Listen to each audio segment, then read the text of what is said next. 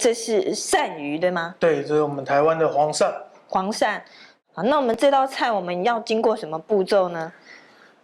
这道菜一样，我们要先炸过这个鳝鱼。对，所以我们就会带你们到我们厨房去看我的操作。好，那我们看一下 VCR 咯。大家好，接下来为大家示范江苏梁溪香脆鳝。那我们首先取一油锅，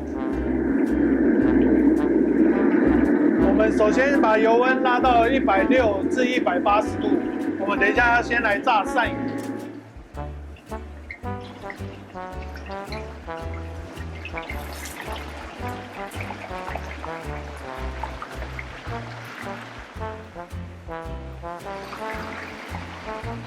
那我们食材下去之后啊，轻轻摇动锅子就好，不要去翻动它，否则食材容易破损。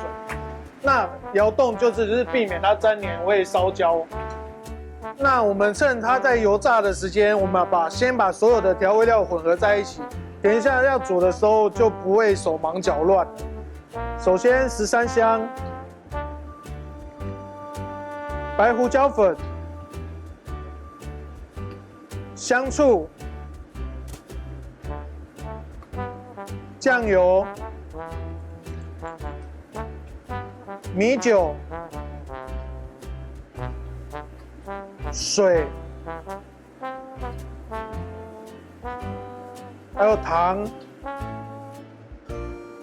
那我们先把它搅拌均匀，当它混合均匀之后，我们就可以先放置了，就可以去看我们刚才炸的鳝鱼好了没。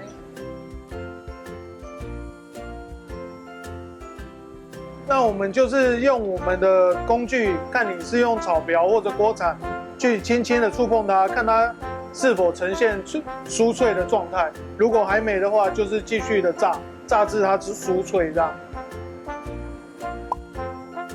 那我们炸至酥脆之后啊，呈现到这种根根分明的状态之后，就可以把它倒出来了。那我们这时候就把刚才已经搅拌均匀的酱汁，把它倒入锅中。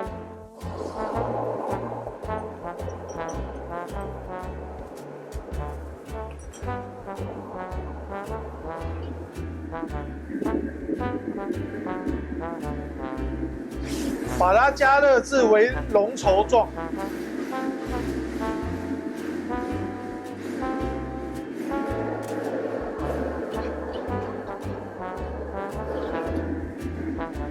这样的浓稠度就可以了。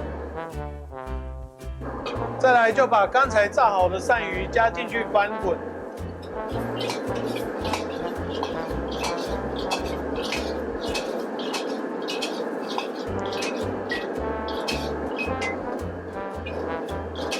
使酱汁平均沾上，这时加入我们的白芝麻，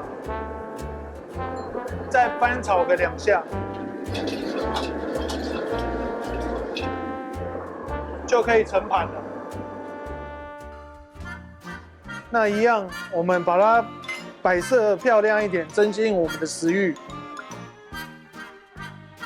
最后装饰上我们的雪豆苗，这道菜就完成了。江苏梁溪香脆鳝呈现给您。有一些重点跟观众朋友说明一下。那我再跟大家复习一下，其实这道菜要注意的点就是下去炸的时候，我们水分一定要沥干，避免油爆。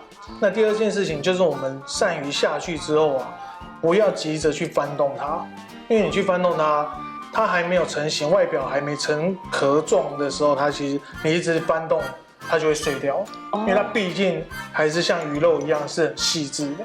炸好之后，我们把它倒出来的时候，我们油沥干一点，因为我们酱汁其实它算液态水状，那水跟油是无法相溶的。如果油太重下去的话，它是裹不上去的。对。哇，很多小细节，很多小重点。那今天非常谢谢老师给我们带来这样一个非常好吃，然后又非常独特的一个香脆鳝，谢谢。谢谢。